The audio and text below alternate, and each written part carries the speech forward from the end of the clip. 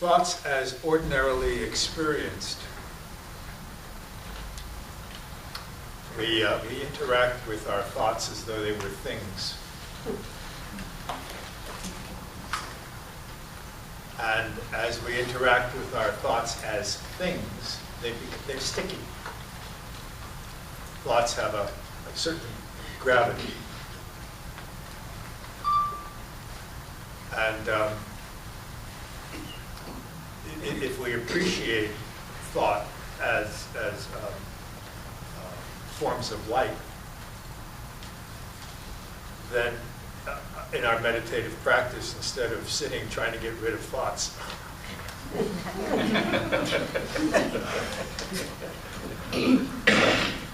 or sitting and trying to quiet the mind, another way would be that we would consider all thoughts that arise as forms of light. The more we think, the more luminous we become. And those of us that have very, very busy minds would really be glowing like crazy.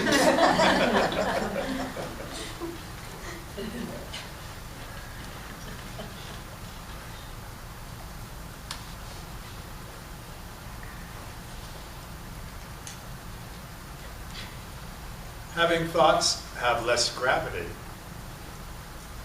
allows us to experience the arising, the phenomena of thought, and it not being a thing. Thoughts come and go.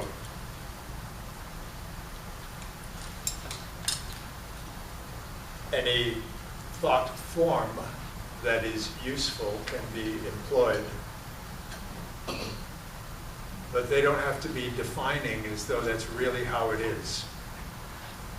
We have a tendency to believe everything we think, which would be okay, except the people that we know and are living with, they think everything they believe is true.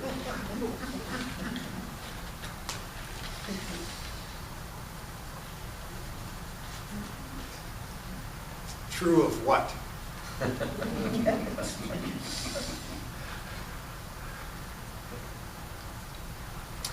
Any sharing about this thought experiment? Yes, sir. Boiling pot on the stove with the bubbles popping up and disappearing. Yeah. Sometimes you belch and sometimes you have a thought.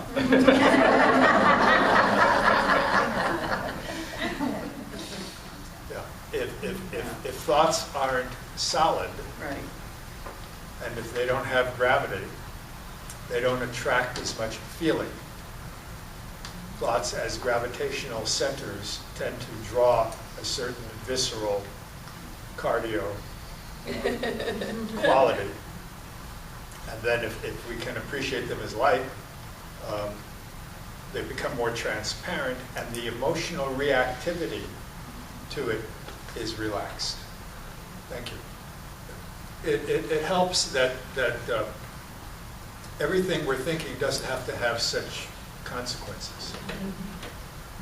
We go through our lives living the consequences of whatever it is we're thinking at the time.